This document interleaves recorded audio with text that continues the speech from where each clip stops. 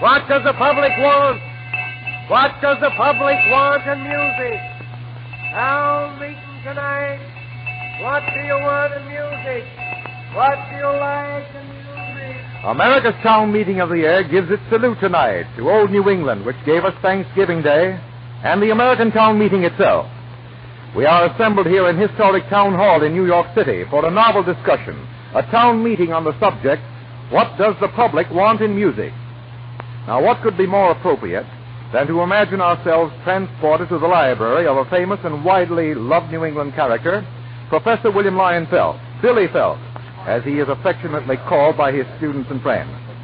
So let us use our imagination tonight and picture ourselves in Professor Phelps' library in New Haven, where he has entertained celebrities from all over the world. Tonight his guests are Madame Olga Simonoff-Tchaikovsky, critic and teacher, and founder of the Layman's Music Courses, Dr. Frank Black, General Music Director of the National Broadcasting Company, Mr. Albert Stesso, American composer and conductor, Mr. Fred Waring, director of his own orchestra, the famous Waring's Pennsylvanian, Mr. I.A. Hirschman, among many other accomplishments, the founder and director of the New Friends of Music, Miss Pauline Pierce, our soloist for the evening. And to complete the company, our own moderator and director, Mr. George V. Denny, Jr. Now, what does the public want in music? Professor Phelps and his guests will discuss this for the first part of the hour, and then, following our usual custom, we will have questions from the audience of music lovers and musicians who have assembled here tonight to participate in this meeting. Now, Dr. Black is at the piano. He is about to play the accompaniment for Miss Pierce, who will sing a popular aria from Carmen, the Habanera.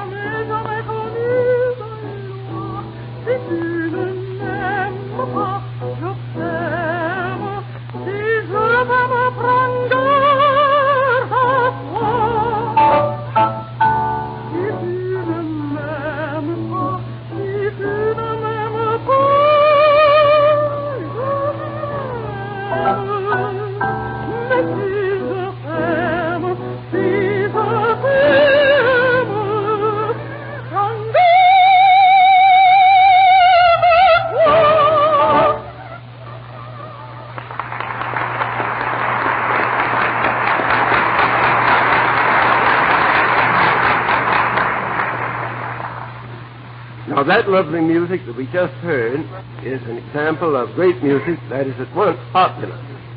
You might call it the greatest common divisor of music that appeals to all classes. And what we want to find out tonight, of course, is what is the kind of music that appeals to the largest number of people? Not what we think they need, but what do they want? Now, we're all sitting together in my library. I've just given these people a magnificent dinner of turkey and all the cider they could drink, and it had a regular New England time. And now we're going right ahead. But you know, we can't answer this question right off. We've got to consider not only the kind of music that should be given, but the channels through which it shall reach the public: instrumental, vocal, opera, jazz, and so on. Now take grand opera, for example. Mr. Sturgill, when he speaks tonight, is going to say something that I disagree with absolutely, you know. And you wait and you see when he speaks. He and I are the best of friends, and we were going to have a limited roundabout with ringside seats, but you'll hear him speak very soon. And then Mr. Hirschman, he'll destroy Mr. Hirschman, he doesn't like the star system in music. And of course the star system in music wouldn't work in chamber concert, but in grand opera, how about it? Fred Waring, well, now Fred is a man who has reached not only thousands, but millions. And he probably knows as much about it as anyone now appearing before the public. Then my good friend Olga Samaro, I'll give a section of her biography when I introduce her. But you know already she succeeded.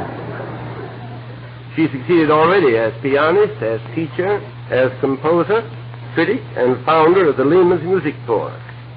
And no meeting in Town Hall would be complete without my friend George Denny, who has the patience of Job and the energy of Napoleon.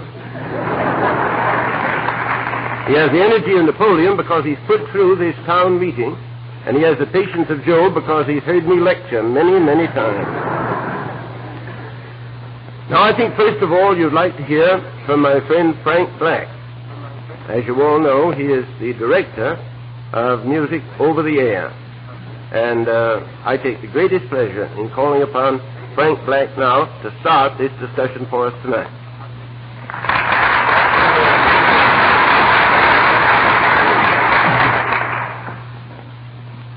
Professor Phelps, ladies and gentlemen, and other speakers to come. I speak from the standpoint of radio because I'm in radio. And by radio, I mean the National Broadcasting Company and what other programs I hear over other networks which I'm able to hear. Radio is going ahead on the assumption that the general public has good taste. We know that there is a vast portion of people constantly growing in the United States who are listeners to purely symphonic programs. That is the reason that weekly we present orchestras such as the Boston Symphony, the Cleveland Symphony, the Rochester Philharmonic, and the Rochester Civic Orchestra. Most of this music comes from public concerts where there's a paid audience.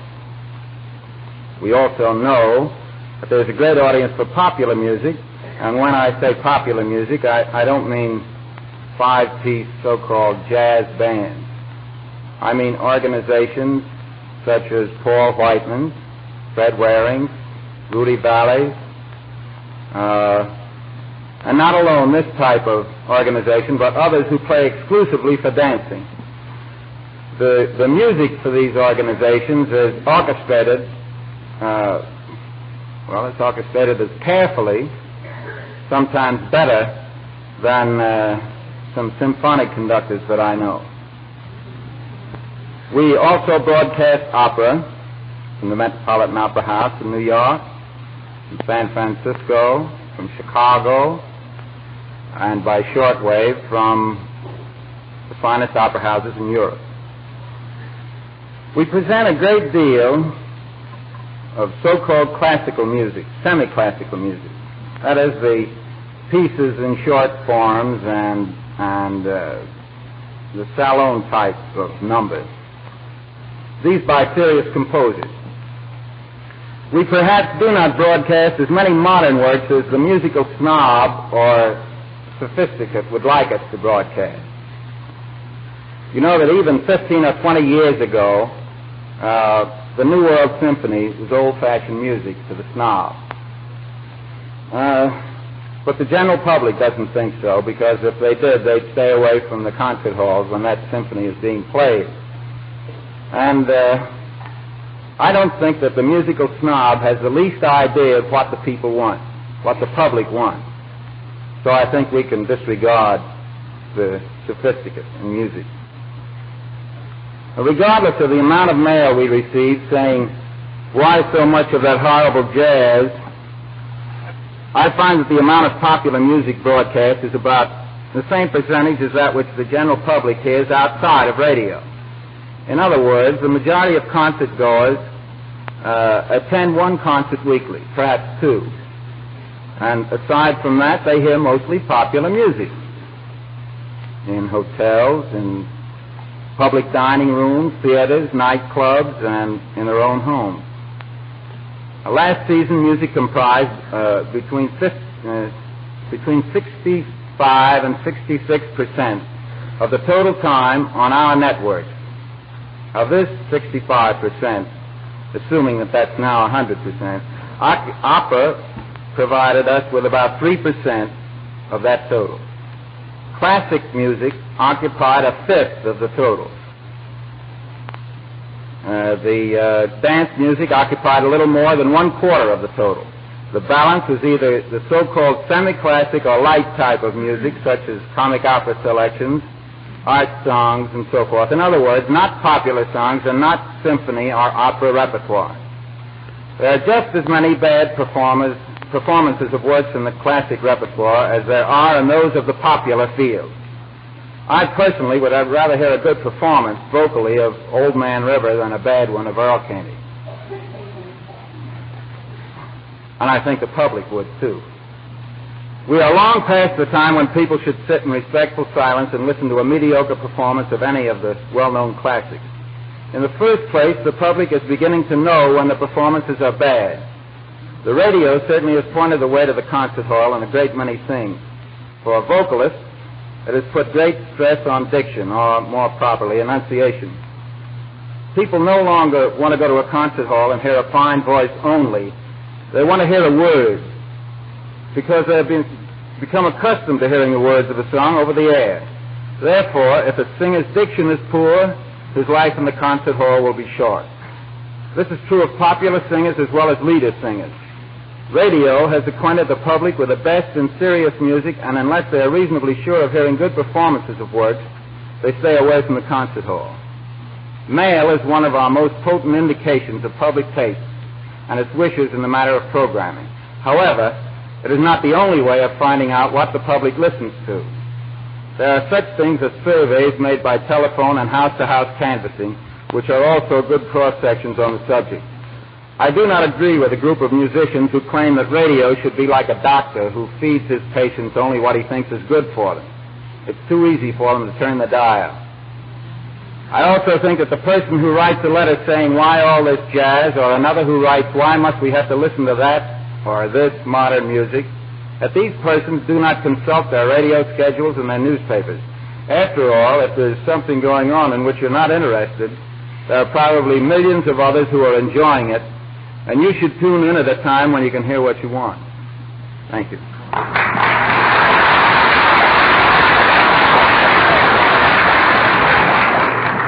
It's very delightful to me to sit here on this platform, right in the corner of my library, with all of these very distinguished musicians. Nobody in the world loves music so much as I do, and everybody in the world can play music better than I can. There's only one instrument in the world that I play, and that's the typewriter. But you know, I remember what Oscar Wilde said about that. He said, "I hate the typewriter," but he said the typewriter, when played with expression, is better than the piano played by members of the family.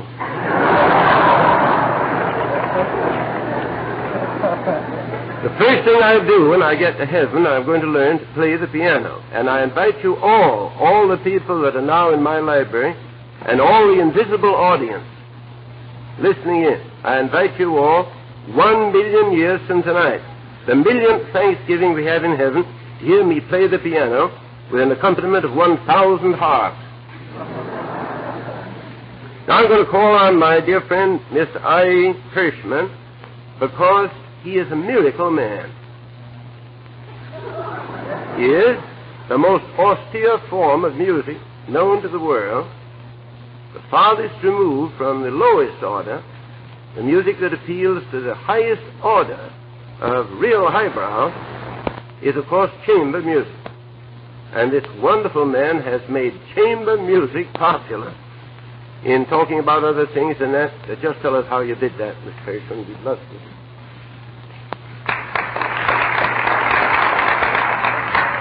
Professor Phelps, ladies and gentlemen, it is a favorite pastime to underestimate the taste of the public. This has been happening in America in the last several decades. Artists who tour the country, who dare to offer good programs of so-called classics, report the undying gratitude of audiences whose capacity for good music has not been discounted. It reminds me of a statement of a friend of mine who said that classic is something written by a man with whiskers. People will listen to all kinds of music, but they will prefer the best. This is invariable. Yet why is so much mediocre, saccharine music poured into the ears of the innocent American public? The Society of Composers keeps full figures on the relation of radio to Tin Pan Alley, and statisticians reveal cold figures. They figured out that in 1934, some 85 songs were each played more than 10,000 times on the air. When the adding machine had finished clicking over these 85 items, it was found that in addition to using 16% of the time given to music in the air, they had a grand total of 1,255,669 performances. This was for 85 songs. The fault lies, it seems to me, with the artists as well as the public and those who are the promoters of music. Who if not the artist is to set the standard of what is good and what is mediocre for the public to have. And to you, the public, if you want better music, you should write in and say so. Now, frankly, how many of you take the trouble to do it? The days of the musical patron are over. We tried an experiment with a purest form of music, chamber music. It's not austere. As Professor Phelps said, it's for everyone. And all you have to do is listen to it without any preconceptions or fear, and you'll find that a whole new world will open up to you. We tried this with low prices and have sold out by subscription 16 concerts completely in advance. Is this proof of the taste of the American people? People will support the best music and the best artists. I don't mean artists who resort to pyrotechnics and fireworks for results, a peculiar way of going up and coming down even more quickly and then disappearing. There are some great young American artists who deserve your support and will get their chance at least from the new Friends of Music. All good things do not come from Europe either. Art flourishes in a sympathetic environment and is not limited to geography any more than trees and flowers are, and music derives from the same source. The radio is helping give music back to the people to whom it belongs. No longer will it be handed out by rich patrons as a so-called musical dole. A new younger audience is developing, pleading for more direct, a simple approach to our art. America is the hope of a restless civilization. We know that all art outlasts all forms of human endeavor.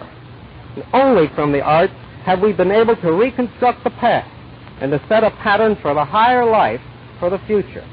I believe that I voice the yearnings of thousands when I say that America, and especially young America, wants at least to be exposed to the better things of life, to better opera, the symphony concerts with the accent only on the music, and the very best in chamber music and all music at low prices within the reach of all. And I believe they'll get it eventually. If there's any snobbery in music, any of the so-called sophisticates, it derives not from the exclusive few, but from those who insist that they know the taste of the millions of the people and arbitrarily set standards for them on the basis of a mediocre musical diet. A dictionary says that a snob is one who makes birth or wealth or superior position the sole criterion of worth. Is it not possible that people who hand out inferior music indulge in a form of even more dangerous snobbery? Isn't it an assumption, and arbitrarily an assumption to preclude the opinion of others who are so-called sophisticates? At least I believe that people deserve the opportunity to decide what they want for themselves. I think they should be given all kinds of music, given the best without fear, along with other kinds, and let them decide. And then there will be no question as to what constitutes the standard of music in America. This meeting attests to that purpose. and it is a tribute to the League for Political Education and the NBC that they have made it possible to crystallize such a discussion. Thank you.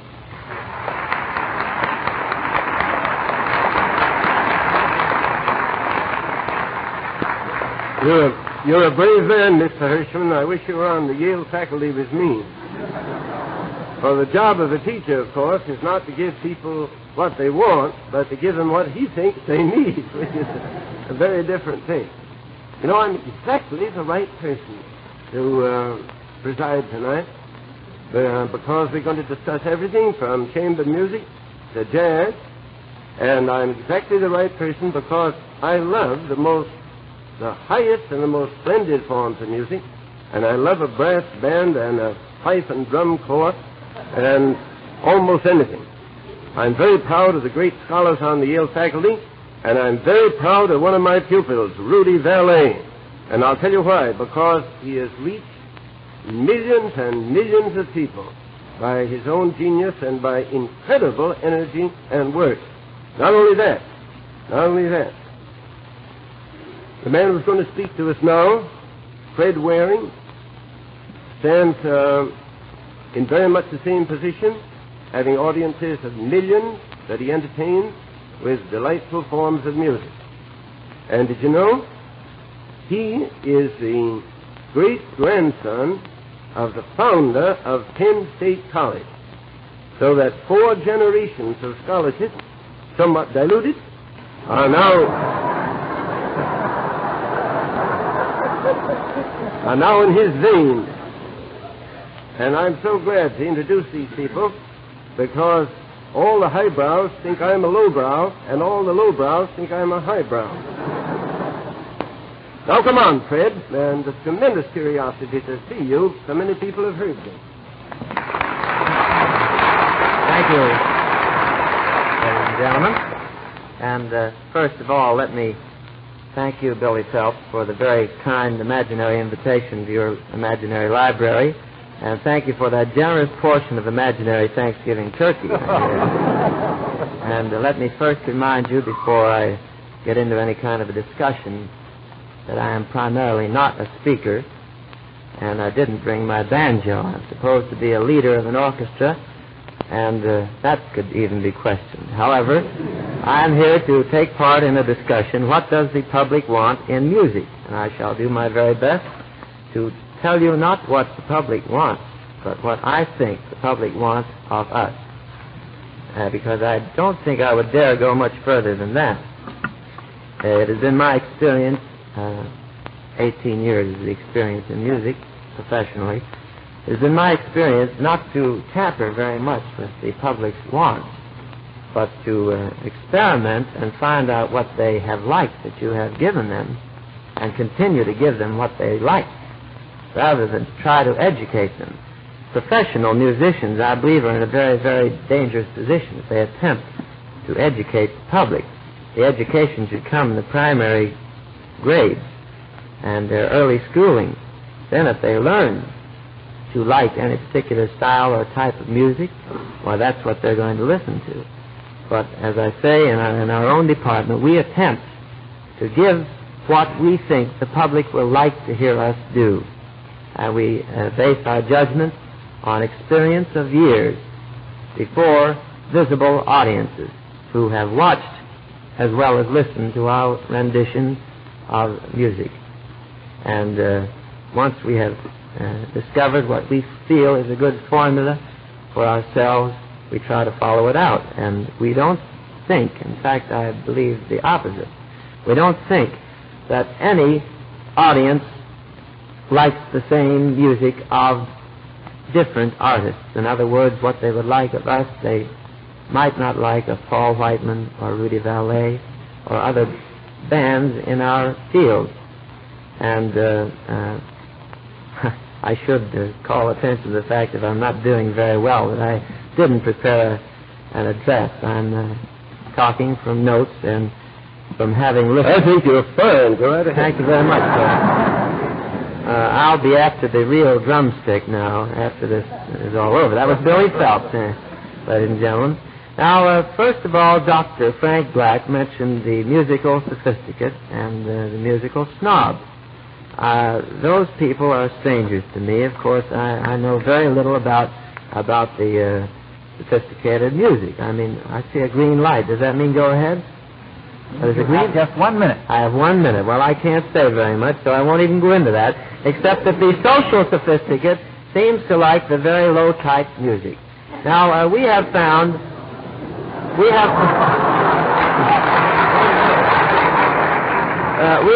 that a generous mixture of comedy and speed and contrast is the best way to build up our particular type program. And we do know that they want a certain amount of swing, they want a certain amount of singing, they want college songs which come under the more, the earlier form of swing music, because, of course, you all know that swing music really is only something which has a very predominant rhythm, which makes you react physically. It makes you either tap your feet or want to dance. And the earliest of the swing music, of course, is the tom-tom, and later the marches. And here it is back. They've changed the name again, and the red light is on. But I will insist on saying that of our music, of the work we do, the people do seem to like the ensemble singing. That is, the men's voices, the blending of men's voices, which, in my opinion, done by anyone, is probably the best liked and easiest to listen to music. And that. Thank you very much, then. Both of you. Our music varies. For instance, if we sing Sibelius Finlandia, if we sing it in our own way with a very sweet and understandable blending of our voices and a nice interpretation, they like that just as well as though we would sing any of Stephen Foster's music or Gershwin or Kern. And that's about all I can say, but I would love to have some discussion on this. Thank you very much.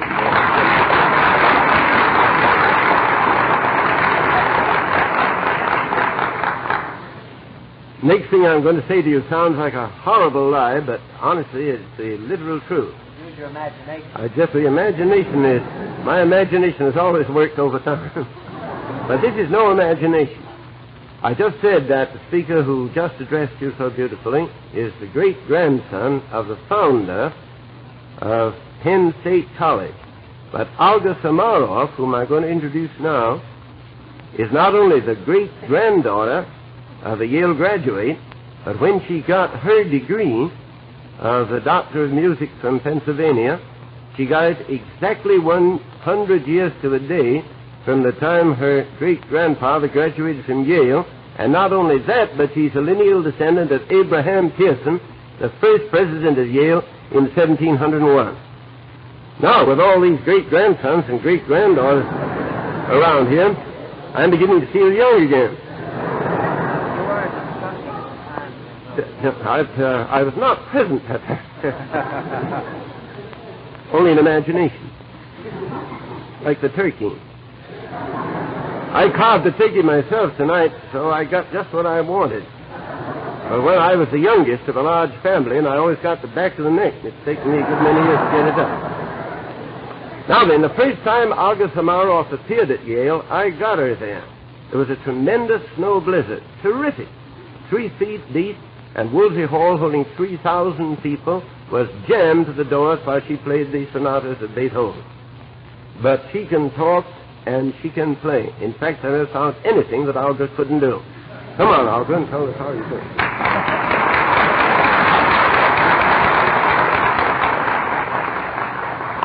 I'm always terribly afraid of Billy Phelps' introductions, and I don't think it's fair for him to sit in his own library and say things like that about me. I'm going to be very rapid because I know this light's going to go on before I'm half through. And I believe very firmly, I'll have to contradict the speaker who went before me only in one point. I don't believe your education necessarily has to begin in the cradle, because I've had too many thousand layman students up to the age of 81 in the last few years. But I do not believe we'll ever know what the public really wants until more people think clearly about what music can mean in the individual life. So I'm going to forget about types of music in the radio for a minute and just talk about what music can be in your life. It can be either composing or performance or listening.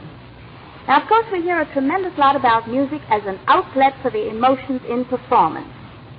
That reminds me of a story Jean-Jacques Rousseau alludes to in his famous letter on French music. The story is that a child was supposed to be born with a golden tooth, and all the doctors got excited and discussed this phenomenon and how it could happen and so forth, until finally somebody with a little more intelligence decided to verify whether the tooth was made of gold, and it wasn't. Now, I think that if we examine our musical education of the past, we'll find that it was not all that it was supposed to be. It is like that golden tooth. I think tying an unwilling child to a piano and forcing it to play and to make anybody think that they cannot be musical without some type of performance is all wrong.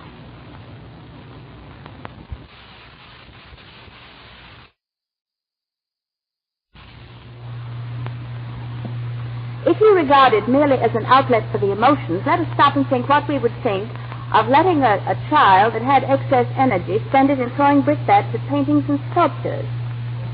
Of course, the damage to the paintings and sculptures would be permanent, and the musical masterpieces, thank God, can survive even the worst performance.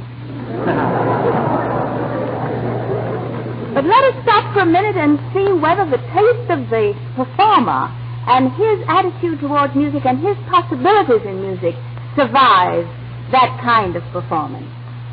Let us take a case, Frederick the Great, who is held up to us all as one of the great amateurs of history. He played the flute, according to frank contemporaries, very badly. Now let us see what happened in his life. He had concerts every day except on Mondays and Fridays, which were opera nights. Carl Philipp Emanuel Bach, son of the great John Sebastian, had to accompany him and hated it. Hated it so much and was so frank in his criticisms that Frederick the Great never liked him. Well, now what happened when Frederick the Great lost his teeth and could no longer play the flute? Music dwindled at his court to a point which proved that his own flute playing was the only thing he was enthusiastic about. Harry Bower once said, "It is more important for men to be able to speak or write to each other than for Shakespeare to have lived." We'll grant that is true. But luckily, we do not have to choose between reading and writing and having Shakespeare. And we do not have to choose in music between performance and listening. We can do both. If we have any urge to perform, let us perform. If we perform very badly, I personally don't want to listen to it, but that's just a personal thing. If anybody wants an outlet for the emotions and loves to take a Beethoven sonata and ruin it in order to have that outlet, let them do it.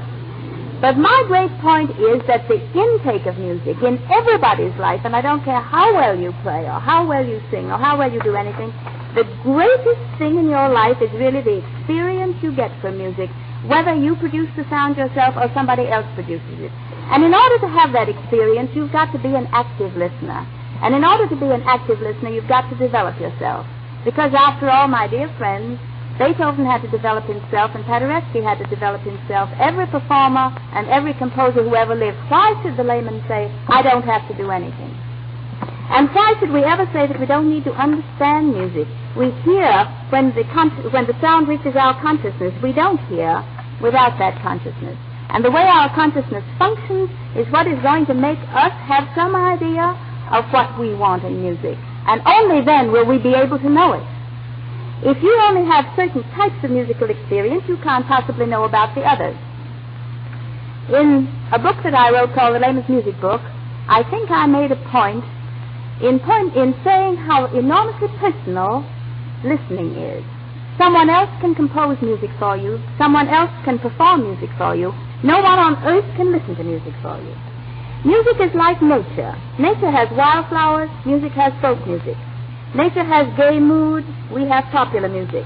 Nature has grandeur. We have great music.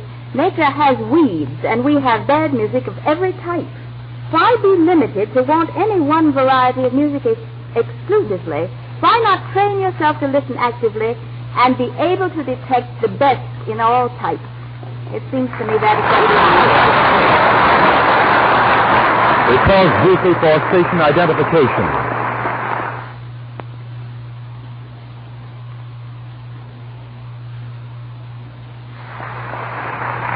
Now, if your moderator may interrupt you for just a moment, we will pause just a moment for station identification.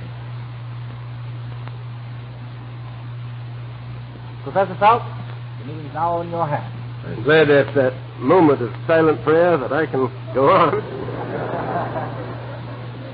Now I want to say right this to every person, visible and invisible.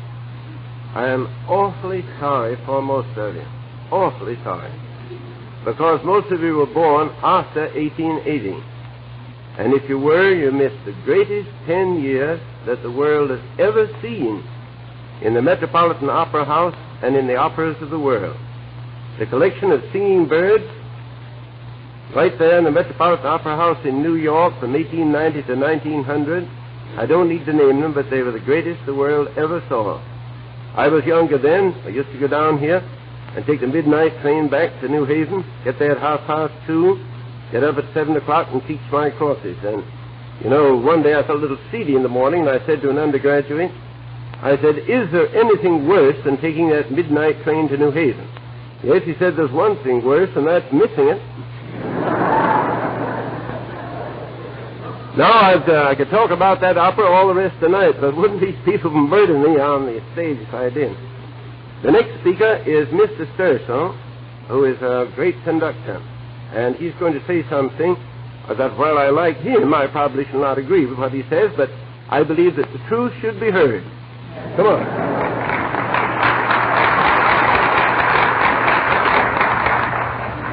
Professor Phelps, ladies and gentlemen, I'd like to begin by saying that I was born in 1894.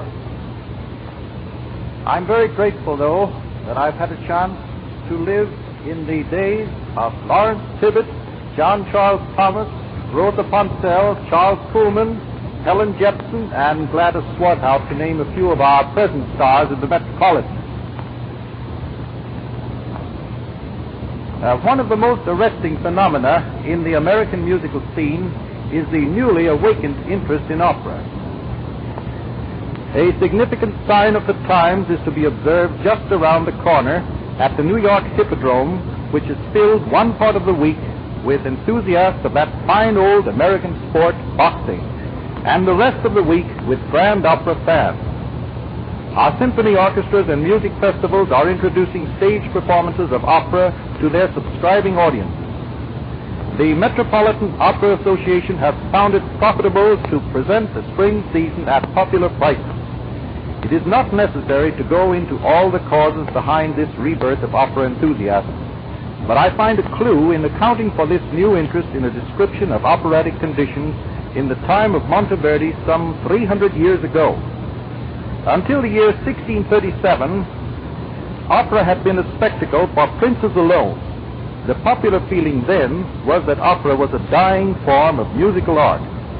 The action of an astute group of Venetians changed all of this when they opened the first public opera house in Venice in 1637, thereby giving opera a new lease of life.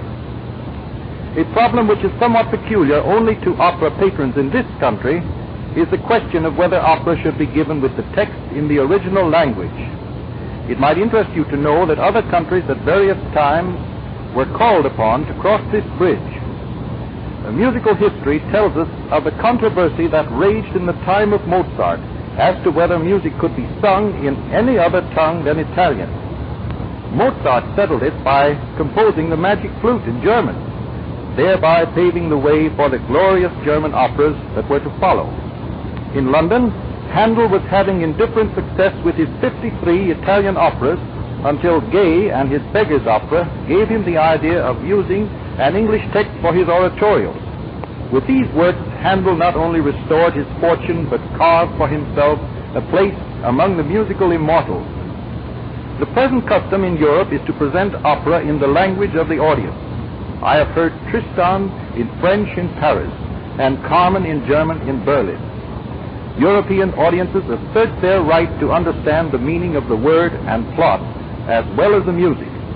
At our Metropolitan Opera, tradition has upheld the performance of opera with the text in the language of the librettist. This custom is a heritage of the time when the only operatic artists in this country were foreigners. Of course, there have been occasional departures from this practice, such as the time when Shalyapin sang Boris in Russian, while the rest of the cast sang in Italian. And only last year, Madame Wettergren gave us an excellent performance of Carmen in Swedish. Today, the Metropolitan Opera has among its stars a large proportion of American artists, and I see no reason why our opera goers shouldn't follow the European custom of demanding that the majority of operas be given in the language of the audience. And, although it might be difficult for us New Yorkers to believe it, that language is English. Excuse me, I'm sorry to break in on you, Mr. Cecil, but... Yes, Mr. Hirschman. Granting that the American language is as beautiful as it is, isn't the standard of the performance of music, for example, at the Metropolitan, more important than the language of the text? And will it not live or die on that basis? And would you advocate that all operas be given in English? Mr. Hirschman, I would not be dogmatic upon this point, but I feel that a start should be made with the operas based on definitely English subjects, such as Verdi's Othello and Falstaff, based on the plays by Shakespeare, Puccini's Madame Butterfly and The Girl of the Golden West, based on plays by John Luther Long and David Belasco. Who has not felt amused and annoyed when the cowboys of the latter opera, called Ragazzi at the Metropolitan, step up to the bar and in true Western fashion shout, "Whiskey per tutti"? Comedy operas like The Barber of Seville and Mozart's Figaro certainly fail to get over when the audience does not comprehend the jokes. It might be said that the audience wouldn't understand the words even if they were sung in English. This is merely a question of good enunciation and skillfully translated text. In the spring season at the Metropolitan, every word of the excellent English version of The Bartered Bride came over the footlights. In fact, this performance was so successful that it will be given in the main season this year. I'm happy to state that the Metropolitan will also produce Cimarosa's Clandestine Marriage, based on Garrick's play, in English this winter. English can be understood when sung. The radio has been a good school for our singers, and the Doyley, Cart, Gilbert, and Sullivan troupe a glorious example. Of course, there is some prejudice against using even excellent translations, although people listen unprotestingly to translated versions of the plays of Chekhov, Rustan, and Ibsen, and to say nothing of the King James Version of the Bible. I am willing to concede that for the time being it is better to present operas having libretti of definite literary value, such as the Wagnerian music dramas in the original language, but unfortunately few libretti have literary value. As a lover of the beautiful sound of the English language and believing that opera can only take deep root in the lives of the people when intelligibly and intelligently presented, I rest my case for opera in English.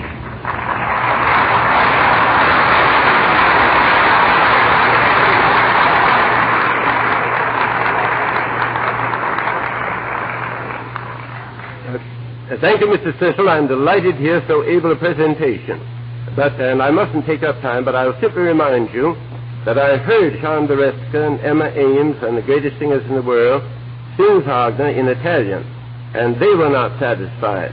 And when I heard them sing the same operas in German, when they were written in German, it was marvelous, the difference. There's no doubt about it. Then you must remember that just what you said, the librettos of most operas are silly. Wagner is the only man who wrote great librettos. Don Giovanni is one of the greatest operas ever written, but the libretto is silly. Fortunately, we don't have to hear it in English. It would be terrible if you could hear it in English. But there's something even worse than that. Most of the great singers, most of them, are foreigners. Now, English is the most difficult language in the world to pronounce. Most difficult. And I would a great deal rather hear Lohengrin say, Elsa, ich liebe dich. They didn't say, Elsa, ich love you.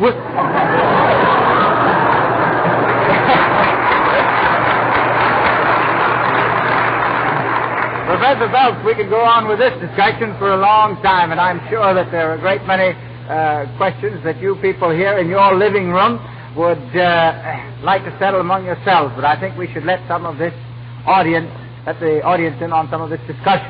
I see a number of distinguished musicians and music lovers in the audience, And now we'll take the questions. Please rise, state the name of the person to whom your question is directed, and limit your questions to 25 words. Questions, please. Yes, sir, right here. I have a question for Dr. Frank Black. For Dr. Black. Yes, sir. Why can't the National Broadcasting Company and other radio organizations increase good music and cut down on advertising? Why can't the radio censor provide just one program of good classical music at all times, every day? Well, now, Dr. Black is the musical director of the NBC. He ought to be able to answer that question. You mean that there should be a continuous program of classic music? I mean, Dr. Black, that amongst all the stations that are broadcasting, there should be at least one on the air at all times presenting good music.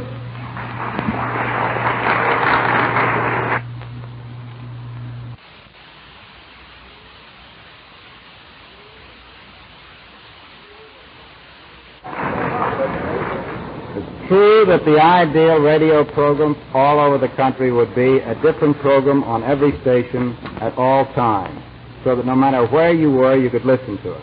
But if you didn't happen to have a set that could get Frisco when they had a good program on, you would be out of luck. Thank you, sir. Other questions? And the balcony. Any questions from up here? Yes?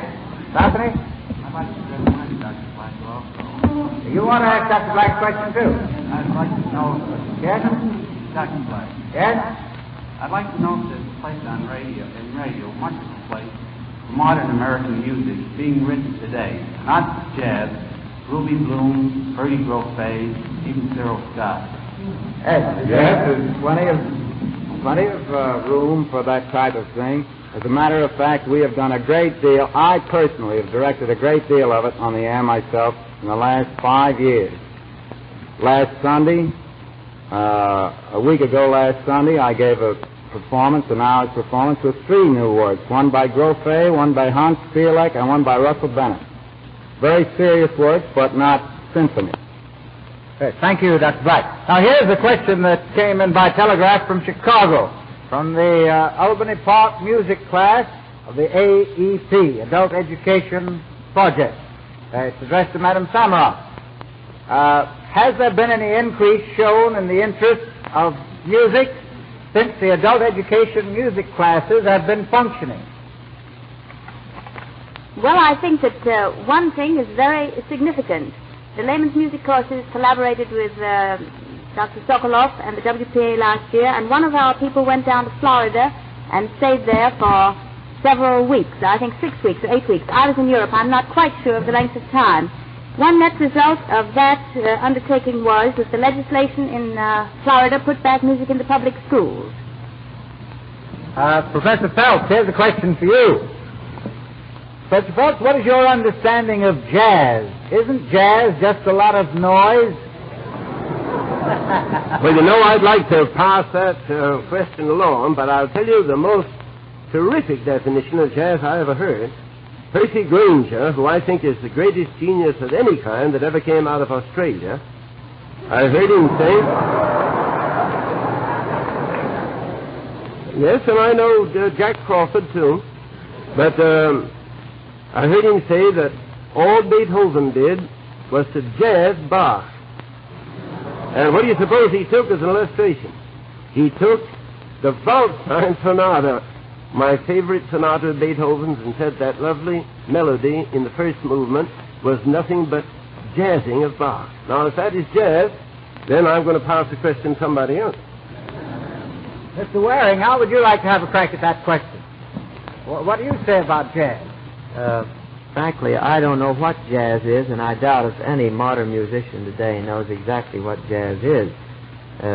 Our feeling is that the people think that jazz is music, and we don't know that jazz is music. We feel that jazz is merely a word used to express the feeling or the emotions of the people who play the Latin type or the rhythmic form or the variation on the theme. I think you people feel that jazz is a conglomeration of notes where no one is playing the melody. I see Mr. Petro Young, the organist of St. Patrick's Cathedral, up there with a question. Yes, sir. What is it, Mr. Young? I have a question for Mr. Black. A question for Mr. Black.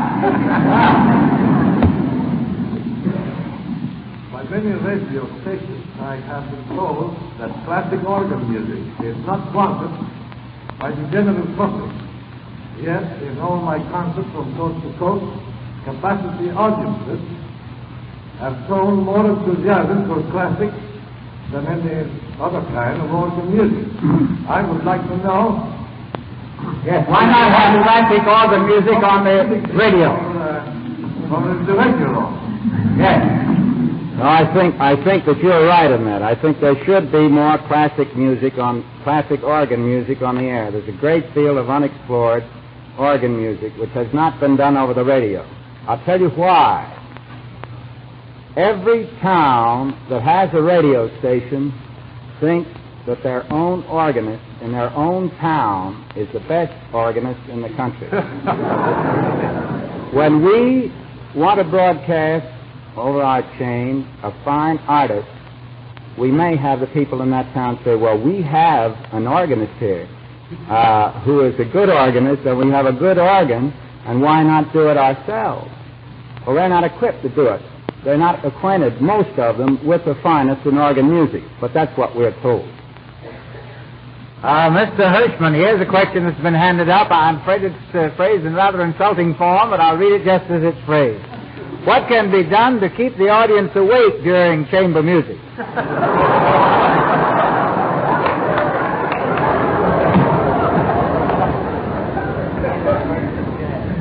I'm not a scientist.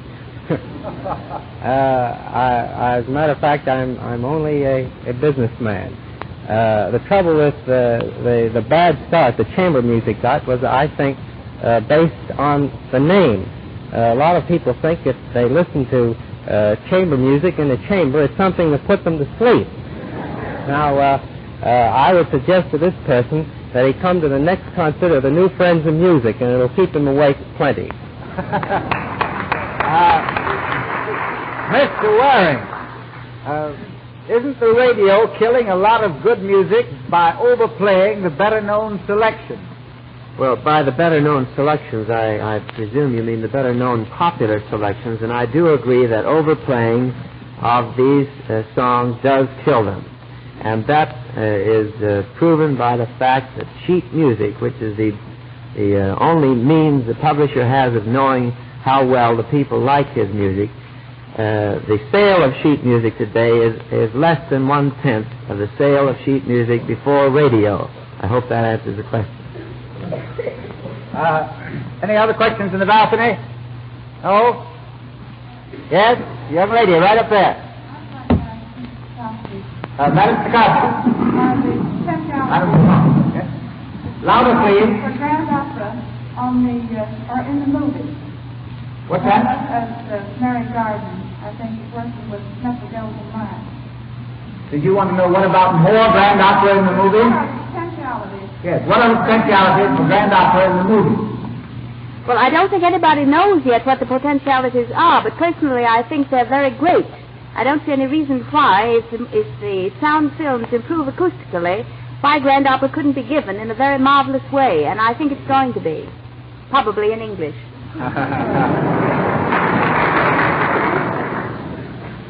Mr. Cecil, do you advocate giving all operas in English? I believe I answered that question before. You do, or you don't? Well, I thought I made clear in my talk that I didn't intend to be dogmatic on that point, but that I advocated a certain type of opera. The comedy opera, the opera based particularly on English subjects, and operas having a very definite plot that might interest the audience. Well, here's a very interesting question that's just been handed in. Somebody wants to know why we can't have another song by Miss Pauline Pierce. Miss Pierce, I see on the list of things that you might sing tonight, the flower song from Faust in English. Would you do that for us? Very good.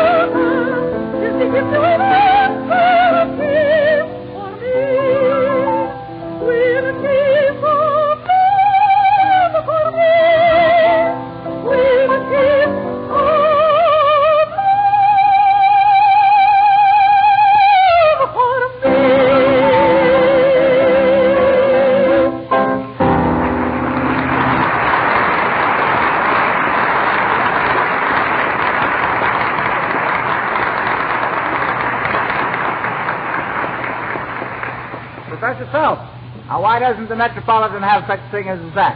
I want to say that the Metropolitan Opera House today is, as it has been for 50 years, the greatest opera house in any country in the world. The only reason they don't have the singers that they had 10 years ago, in 1890 to 1900, is because such singers don't exist today, nowhere in the world. But you can be sure of one thing.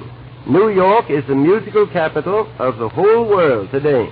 And the best singing you'll hear of any opera in the world, you'll hear in the Metropolitan Opera House today. And if you're not able to go there, you can hear it over the radio. Thank God.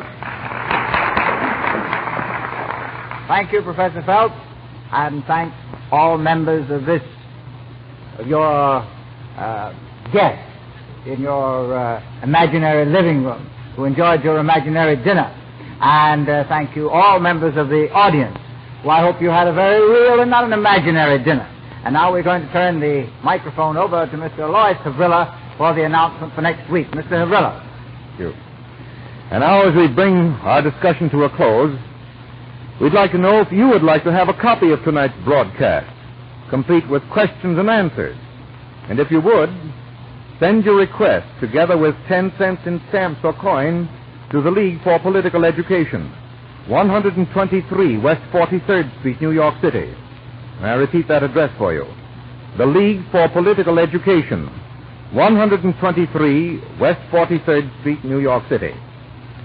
Now, the next week, we return to the field of political education, when we will have as our guest speakers the Assistant Secretary of State, the Honorable Francis Beausere, and the Honorable Warren R. Austin, United States Senator from the state of Vermont, who will discuss the subject, Will Reciprocal Tariffs Promote American Recovery?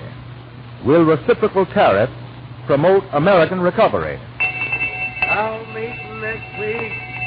Reciprocal tariffs and American recovery. I'll meet next week. This is the National Broadcasting Company.